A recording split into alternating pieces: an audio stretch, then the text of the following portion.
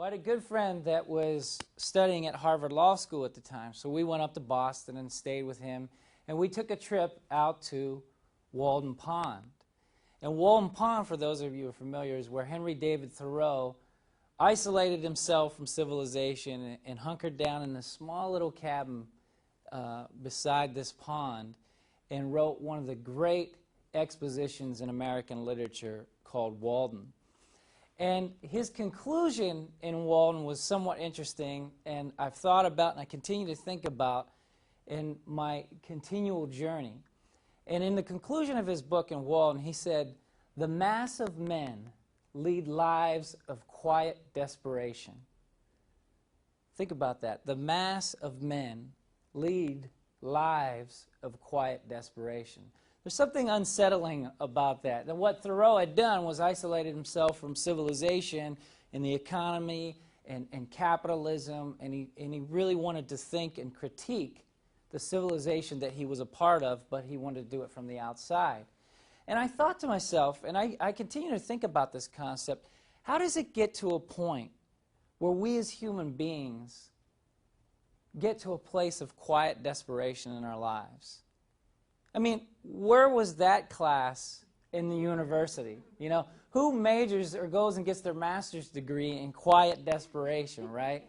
I mean, we don't graduate from college and go out into the workplace and look and say, my life's purpose is to be mediocre. I want to be average. I want to just be under the radar and do nothing great. I just want... That doesn't make any sense. That's not who we are as human beings. We believe at the Ken Blanchard Companies that everybody desires excellence. Everybody desires greatness, goodness, beauty, truth. Those timeless things that draw out the best in all of us. You are on a hero's journey, and that hero's journey is going to come with some challenges and some setbacks and some assumptions that you're going to have to think about and challenge in your own mind. And I want to go back to Henry David Thoreau. In the book Walden, he wrote this quote. He said, "Don't fret that your castles are in the sky, for that's where they should be.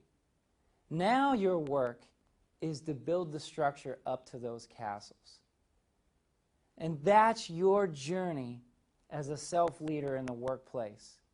There is a hero that is ready to be made, and you are on that journey.